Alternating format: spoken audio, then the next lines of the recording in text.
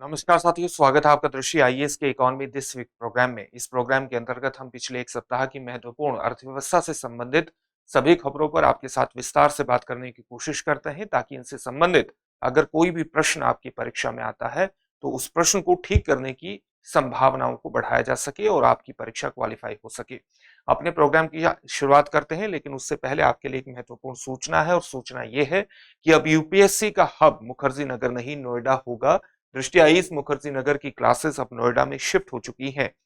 UPSC की तैयारी के लिए मुखर्जी नगर नहीं नोएडा चलें। नोएडा में दो महत्वपूर्ण बैच प्रारंभ होने वाले हैं, एक हिंदी माध्यम का और एक इंग्लिश माध्यम का। हिंदी माध्यम का नोएडा में आईएएस जीएस फाउंडेशन कोर्स 9 दिसंबर से प्रारंभ हो रहा है, जिसका समय रहेगा दोपहर को 3 बजे। इसी प्रकार से इंग्लिश माध्यम का भी आईएएस जीएस फाउंडेशन कोर्स 12 दिसंबर से प्रारंभ हो रहा है, जिसका समय रहेगा शाम को 6 बजे। यहां जहां पर ये क्लासेस होगी उसका हमारा पता होगा C171/2 block A sector 15 Noida. Noida sector 15 metro station के पास ये स्थान स्थित है। आप 9311406440 पर भी कॉल कर सकते हैं। इसके अलावा प्रयागराज में भी हिंदी माध्यम का आईएएस फाउंडेशन कोर्स 2 जनवरी 2025 से प्रारंभ हो रहा है, जिसका समय रहेगा शाम को 6 बजे। इस कोर्स में भी आप एडमिशन ले सकते हैं। 8750187501 पर कॉल करके अधिक जानकारी हासिल कर सकते हैं, एडमिशन लेकर के सफलता की दिशा में आगे बढ़ सकते हैं। अब आज के प्रोग्राम की शुरुआत करते हैं और सबसे पहला जो हमारी खबर है वो आईपीओ से संबंधित है, इनिशियल पब्लिक ऑफरिंग से संबंधित है। ये शब्द आपने इकोनॉमी के सेक्शन में न्यूज़पेपर में लगातार पढ़ा होगा, सुना होगा, लगातार किसी न किसी वजह से चर्चा में रहता है। और अगर हम इसके हिंदी अनुवाद की बात करें तो इसका हिंदी अनुवाद होता है initial public offering. Initial public offering, आरंभिक सार्वजनिक ऑफरिंग को आप ऑफरिंग ही लिखिएगा हिंदी में भी, और सामान्यतः पेशकश के रूप में भी इसको लिख दिया जाता है, यानी आरंभिक सार्वजनिक पेशकश के रूप में भी कई जगह पर इसको लिखा जाता है। क्या होता है आईपीओ? आईपीओ का मतलब होता है, फुल फॉर्म आपने जान ली, इनिशियल पब्लिक ऑफरिंग। ये होता है जब कोई निजी स्वामित्व वाली कंपनी या एलआईसी जैसी सार्वजनिक स्वामित्व वाली संस्था जनता को शेयर ऑफर करके धन जुटाने की कोशिश करती है। और जब कोई कंपनी, चाहे वो निजी कंपनी हो चाहे सार्वजनिक स्वामित्व की कंपनी हो, किसी को शेयर ऑफर करती है तो इसका मतलब है कि वो उसकी कंपनी में किसी न किसी प्रकार की हिस्सेदारी को स्थापित कर रही है और इसके माध्यम से कंपनी धन जुटाती है अपना और ज्यादा एक्सपेंशन करने के लिए, अपने आप को और ज्यादा विस्तारित करने के लिए, अपने बिजनेस को फैलाने के लिए। और ये निजी कंपनी भी कर सकती है और सार्वजनिक क्षेत्र की कंपनी भी कर सकती है। आईपीओ के बाद कंपनी स्टॉक एक्सचेंज में सूचीबद्ध हो जाती है, यानी आईपीओ के बाद ही कोई कंपनी स्टॉक एक्सचेंज में लिस्टेड होती है। कंपनी को सेबी के पास, यानी securities and exchange board of India, जो कि बाजार नियामक संस्था है, उसके पास एक प्रस्ताव दस्तावेज दाखिल करना होता है, जिसमें कंपनी, उसके प्रोमोटर्स, उसकी वित्तीय स्थिति यानी कंपनी की स्थिति और धन जुटाने के उद्देश्य के बारे में विवरण शामिल होते हैं। और ये सारी फॉर्मेलिटीज होने के बाद, आईपीओ जारी होने के बाद कंपनी, आईपीओ के बाद कंपनी स्टॉक एक्सचेंज में सूचीबद्ध हो जाती है। आईपीओ कंपनियों के लिए आईपीओ लॉन्च करने की पात्रता के बारे में अगर हम बात करें तो सेबी यानी securities and exchange board of India ने कई प्रकार के मानदंड निर्धारित किए हुए हैं, स्टैंडर्ड निर्धारित किए हुए हैं। वो किस प्रकार के स्टैंडर्ड है? जैसे कंपनी के पास कम से कम 3 करोड़ रुपए की शुद्ध मूर्त संपत्ति होनी चाहिए। इसका मतलब क्या हुआ? नेट टेंजिबल टेंजिबल एसेट्स होने टेंजिबल एसेट्स होने चाहिए। साथ ही पिछले 3 वर्षों में जो कुल संपत्ति है वो कितनी होनी चाहिए? वो 1 करोड़ रुपए होने चाहिए। और साथ ही पिछले 5 वर्षों में से कम 3 वर्षों में जो न्यूनतम औसत कर पूर्व, यानी कर लगाए जाने से पहले कर पूर्व लाभ है, यानी टैक्स के पहले का जो लाभ है वो 15 करोड़ रुपए होना चाहिए। बिना टैक्स के जो लाभ है उसका पिछले 5 वर्षों में से 3 वर्षों में न्यूनतम औसत लाभ उसका 15 करोड़ रुपए होना चाहिए। ये 3 इस प्रकार के मानदंड सेबी के द्वारा निर्धारित किए गए हैं। आईपीओ आय का उपयोग किस प्रकार से किया जाता है, इसके बारे में भी जान लेते हैं। यदि आईपीओ से ताजा पूंजी जुटाई जाती है, फ्रेश मनी जुटाई जाती है, तो यह धनराशि कंपनी के विकास में, कंपनी के विस्तार में, उसके डेवलपमेंट में, उसके एक्सपेंशन में या उसके ऋण को कम करने के अंतर्गत इस्तेमाल की जा सकती है। इसके अलावा यदि आईपीओ में मौजूदा निवेशकों जैसे एलआईसी के मामले में सरकार, तो जो आईपीओ में जो मौजूदा निवेशक हैं उनके द्वारा बिक्री हेतु प्रस्ताव शामिल है, तो आय कंपनी को नहीं बल्कि विक्रेताओं को जाती है। इसका मतलब क्या हुआ? इसका मतलब यह है कि मान लिया कोई सार्वजनिक क्षेत्र की कंपनी है, कोई भी कंपनी है, और उसका जो स्वामित्व है वो एलआईसी है, उसका स्वामित्व एलआईसी के पास है। माफ कीजिएगा, मान लिया कोई सार्वजनिक क्षेत्र की कंपनी है और उसका स्वामित्व सरकार के पास है। फॉर एग्जाम्पल आप एलआईसी का उदाहरण ले लीजिए, और स्वामित्व होने की गारंटी क्या होती है कि नॉर्मली 51% की जो हिस्सेदारी है उस पर्टिकुलर निवेशक की होती है, चाहे वो निवेशक निजी हो चाहे सरकार हो। तो मान लिया अगर इसका नियंत्रण सरकार के पास है और सरकार इसमें से अपनी हिस्सेदारी को बाहर निकालना चाहती है, तो सरकार अपने हिस्सेदारी को मार्केट में जाकर के बेच सकती है। तो इस स्थिति में क्या होगा? इस स्थिति में आय कंपनी को नहीं बल्कि विक्रेताओं को ही जाती है, जो आईपीओ संबंधी आय होती है। इसका मतलब ये हुआ। आईपीओ शेयरों का मूल्य निर्धारण किस प्रकार से होता है? इसके मूल्य निर्धारण में भी कई महत्वपूर्ण बातें हैं, जैसे प्रति शेयर जो मूल्य होता है वो जारीकर्ता द्वारा, यानी जिसके द्वारा आईपीओ जारी किया जाता है, वो मर्चेंट बैंकर के परामर्श से ही तय किया जाता है। मर्चेंट बैंकर से पहले परामर्श किया जाएगा, उसके बाद प्रति मूल्य शेयर का निर्धारण किया जाएगा। यह परिसंपत्तियों यानी एसेट्स, राजस्व यानी रिवेन्यू, लाभ बेनिफिट्स और लाभ डिविडेंड और भविष्य के नकदी प्रवाह अनुमानों जैसे कारकों पर आधारित होता है। तो ये जो हम प्रति शेयर मूल्य निर्धारित करता है, इसमें जो परिसंपत्तियों से संबंधित जो राजस्व होता है यानी जो रेवेन्यू होता है, जो डिविडेंड होता है और भविष्य के नकदी प्रवाह अनुमान किस प्रकार से रहेंगे, ये सारे फैक्टर होते हैं किसी भी आईपीओ के मूल्य निर्धारण के अंतर्गत। सेबी की क्या भूमिका होती है? सेबी मूल्य निर्धारण में किसी प्रकार की कोई भूमिका नहीं निभाता है। ये एक महत्वपूर्ण पॉइंट है और इसको याद रखे जाने की आवश्यकता है। हाल ही में मॉनेटरी पॉलिसी कमेटी यानी जो मौद्रिक समिति है, मौद्रिक नीति समिति है, उसकी बैठक हुई थी और उसकी बैठक के दौरान सीआरआर यानी कैश रिजर्व रेशो में कट करने का एक निर्णय लिया गया है आरबीआई के द्वारा। और आरबीआई के द्वारा इस प्रकार का जो निर्णय है वो विशेष रूप से महत्वपूर्ण है, और विशेष रूप से महत्वपूर्ण इसलिए है क्योंकि आरबीआई का दृष्टिकोण इसमें यह समझा जाता है कि बाजार में मुद्रा के प्रभाव को, नकदी के प्रवाह को बढ़ाया जाएगा और अर्थव्यवस्था को गति देने की कोशिश की जाएगी। तो हमारे लिए ये जानना महत्वपूर्ण है कि कैश रिजर्व रेशो बेसिकली होता क्या है। पहले खबर को जान लेते हैं। भारतीय रिजर्व बैंक ने वित्तीय प्रणाली में तरलता बढ़ाने के लिए यानी नकदी के प्रवाह को बढ़ाने के लिए 6 दिसंबर 2024 को नकद आरक्षित अनुपात यानी कैश रिजर्व रेशो में 50 आधार अंकों की कटौती कर दी है। और इसे 50 आधार अंकों की कटौती का मतलब क्या है कि पहले जो कैश रिजर्व रेशो था वो 4.5% था, अब इसको घटा करके 4% कर दिया गया है। इसका मतलब क्या है कि बाजार में आपूर्ति बढ़ जाएगी मनी की, मुद्रा की। किस प्रकार से बढ़ेगी, चलिए इसको भी जानने की कोशिश करते हैं, इसको समझने की कोशिश करते हैं। लेकिन सबसे पहले सीआरआर होता क्या है इसको जान लेते हैं। सीआरआर किसी बैंक की जो कुल जमा राशि है उसका एक प्रतिशत है, जिसे बैंक को रिजर्व बैंक के पास तरल नकदी के रूप में रखना होता है। इसका मतलब क्या है, मान लिया किसी बैंक की जो टोटल जमा राशि है वो 100 करोड़ रुपए है, 100 करोड़ रुपए है, और सीआरआर निर्धारित कर दिया, कैश रिजर्व रेशियो निर्धारित कर दिया मान लिया 4.5%। इसका मतलब क्या हुआ? इसका मतलब ये हुआ कि जिस बैंक की जो कुल जमा राशि है वो 100 करोड़ रुपए है, उसका 4.5%, इसका मतलब क्या हुआ? 4.5 लाख रुपया, माफ कीजिएगा 4.5 करोड़ रुपया, इसका 4.5%, 4.5 करोड़ रुपया इस बैंक को आरबीआई के पास नकदी के रूप में रखना पड़ेगा। इसका मतलब ये हुआ। और अगर इसकी परसेंटेज को घटा करके 4% कर दिया जाता है तो इसका मतलब है कि बैंक को अब केवल 4.5 करोड़ की जगह 4 करोड़ ही आरबीआई के पास नकदी के रूप में, तरल नकदी के रूप में रखना होगा। इस प्रकार से इसके सीआरआर की दरों के निर्धारण के माध्यम से मुद्रा के प्रवाह को बाजार में बढ़ाया भी जा सकता है और घटाया भी जा सकता है।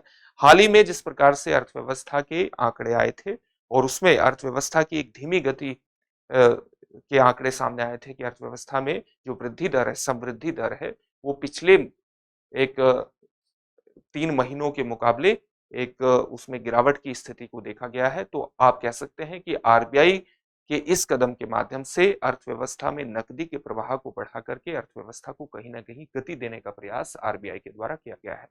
बैंक इस राशि का उपयोग ऋण देने या निवेश करने के लिए नहीं कर सकते। किस राशि का प्रयोग नहीं कर सकते? जो राशि उन्होंने आरबीआई के पास रखवा दी है, मान लिया 4.5 करोड़ या 4 करोड़ जितनी भी राशि बैठती है, तो बैंक उस राशि का उपयोग ऋण देने के लिए या निवेश करने के लिए नहीं कर सकते। और यह बैंकिंग प्रणाली में तरलता यानी लिक्विडिटी और स्थिरता सुनिश्चित करने के लिए एक नियामक उपाय है, एक रेगुलेटरी उपाय है, ताकि बैंक अपनी सारी अगर जमा राशि को निवेश के लिए या ऋण देने के लिए उपयोग कर लेंगे और उनके पास कोई राशि नहीं पड़ेगी, तो ये भविष्य में एक अस्थिरता की स्थिति को उत्पन्न कर सकता है। इस प्रकार की स्थिति सीआरआर क्यों महत्वपूर्ण है, इसको भी जानने की कोशिश कर लेते हैं। सीआरआर सबसे पहले इसलिए महत्वपूर्ण है क्योंकि ये मुद्रास्फीति पर नियंत्रण स्थापित करता है। जब मुद्रास्फीति अधिक होती है तो आरबीआई सीआरआर बढ़ा देता है। इसका मतलब क्या हुआ कि मान लिया 100 करोड़ राशि है बैंक के पास और आरबीआई मुद्रा के प्रवाह को घटाना चाहता है बाजार से, तो आरबीआई क्या करेगा? सीआरआर को बढ़ा देगा। वो 4% है, उसको मान लिया 4.5% कर दिया, तो 4.5% कर दिया। अब पहले वो 4 करोड़ रख रहा था बैंक आरबीआई के पास, अब उसको 4.5 करोड़ रखना पड़ेगा। तो इससे क्या होगा? बाजार में मुद्रा के प्रवाह सीमित हो जाएगा। इससे मुद्रास्फीति को कंट्रोल करने में मदद मिलती है। इससे बैंकों द्वारा उधार दिए जाने वाले धन में कमी आ जाएगी, जैसा कि अभी आपने देखा, और मुद्रा का जो प्रचलन है वो सीमित हो जाएगा, मुद्रा की आपूर्ति सीमित हो जाएगी। इससे अर्थव्यवस्था को भी बढ़ावा दिया जाता है। अर्थव्यवस्था को बढ़ावा किस प्रकार से दिया जाता है? मान लिया पहले बैंक ने जो दर थी वो 4.5 मान लिया 4% थी और बैंक को 4 करोड़ आरबीआई के पास रखने पड़ते थे।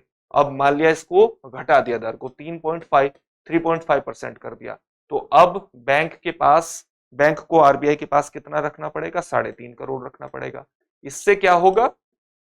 इससे अर्थव्यवस्था में मुद्रा के प्रवाह को बढ़ाने में मदद मिलेगी और कम आर्थिक गतिविधि के दौरान ऐसा किया जाता है। आरबीआई सीआरआर को कम कर देता है, जिससे बैंकों को अधिक धन उधार देने की सुविधा मिलती है, जिससे अर्थव्यवस्था को बढ़ावा मिलता है। तरलता सुनिश्चित भी की जाती है सीआरआर दरों के माध्यम से। सीआरआर यह सुनिश्चित करता है कि बैंकों के पास ग्राहकों की निकासी के लिए हमेशा पर्याप्त नकदी भंडार रहे। यानी बैंक अगर सब कुछ ही लोन दे डालेंगे या निवेश कर डालेंगे, तो अचानक अगर किसी ग्राहक की कोई डिमांड होती है तो उसकी पूर्ति कैसे होगी? तो इसलिए एक स्थिरता सुनिश्चित करने के लिए भी इस प्रकार के कदम आरबीआई के द्वारा उठाए जाते हैं। तो एक महत्वपूर्ण, आप कह सकते हैं एक महत्वपूर्ण नियामक है अर्थव्यवस्था के अंतर्गत, जो आरबीआई के द्वारा एक महत्वपूर्ण इंस्ट्रूमेंट है कैश रिजर्व रेशो, जिसका वो समय समय पर अर्थव्यवस्था को बढ़ावा देने के अंतर्गत या मुद्रास्फीति को कंट्रोल नियंत्रित करने के अंतर्गत प्रयोग करता है। एक और खबर लगातार चर्चा में रही और वो खबर क्या है? आप जानते हैं कि जब से ही अमेरिकी प्रेसिडेंट इलेक्शन में डोनाल्ड ट्रंप विजयी हुए हैं, उसके बाद अमेरिका और चीन के बीच व्यापार युद्ध की संभावनाओं के बारे में लगातार बातचीत हो रही है। 2018 में भी एक व्यापार युद्ध जैसी स्थिति आ गई थी।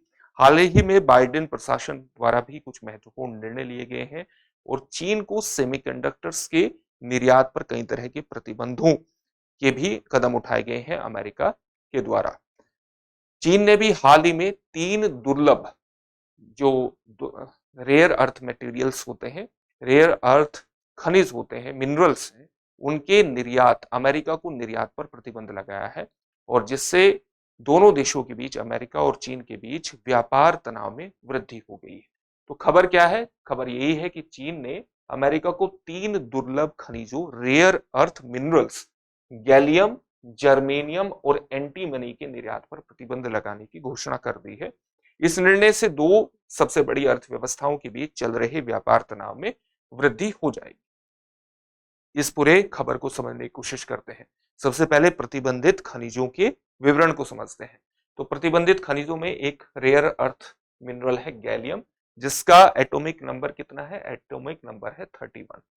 ये किस प्रकार का रेयर अर्थ मिनरल है?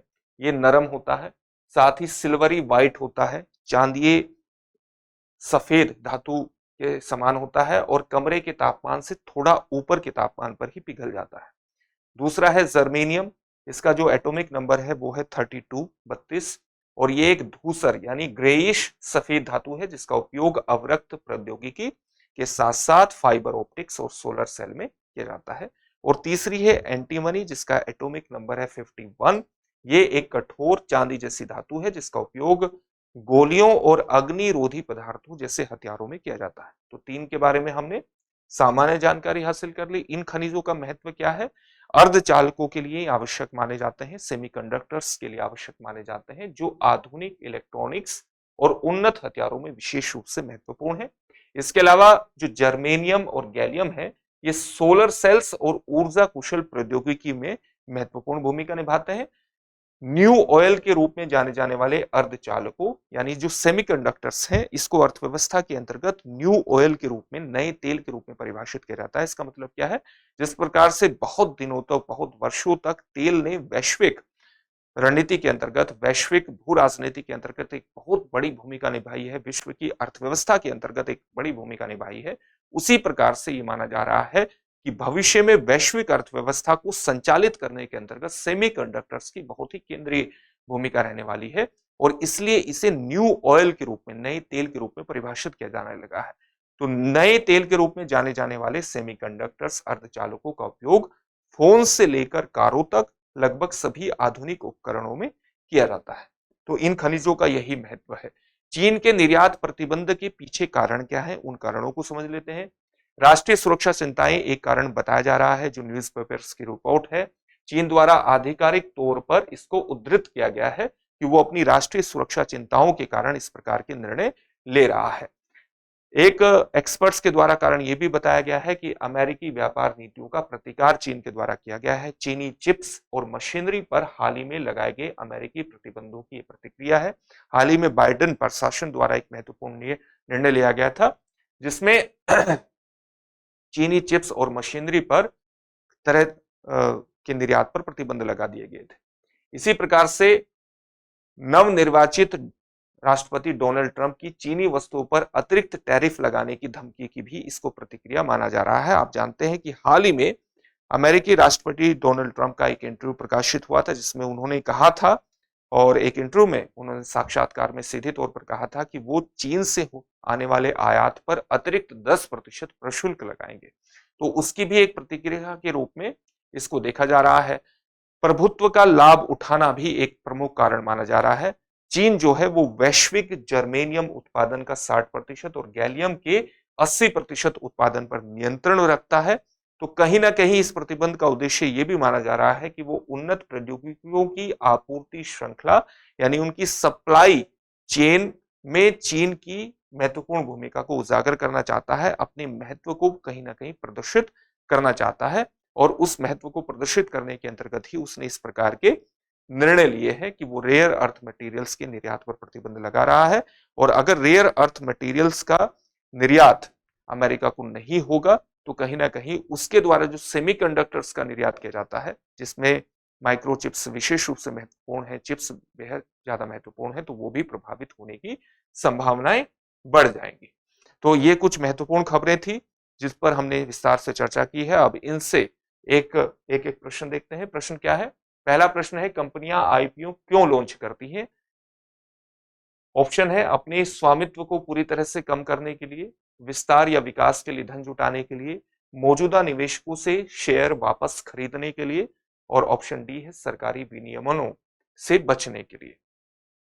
दूसरा प्रश्न है, आरबीआई सीआरआर क्यों बढ़ाता है, कैश रिजर्व रेशियो क्यों बढ़ाता है? अर्थव्यवस्था में मुद्रा परिसंचरण को बढ़ाने के लिए, बैंकों को अधिक धन उधार देने की अनुमति देने के लिए, सरकारी बॉन्ड में निवेश को प्रोत्साहित करने के लिए, तरलता को कम करके मुद्रास्फीति को कम करने के लिए। चीन ने हाल ही में किन 3 दुर्लभ खनिजों के अमेरिका को निर्यात पर प्रतिबंध लगाया है? आपके ऑप्शंस हैं gallium cobalt lithium, germanium nickel platinum, antimony silicon gallium, gallium germanium antimony. इन सभी प्रश्नों के उत्तर आपको कमेंट बॉक्स में कमेंट करके जरूर देने हैं। फिर से एक नए सेशन में आपसे मुलाकात होगी। धन्यवाद। डियर व्यूअर्स, अपने एग्जाम की तैयारी को और बेहतर करने के लिए हमारे चैनल को लाइक, शेयर और सब्सक्राइब करना न भूलें।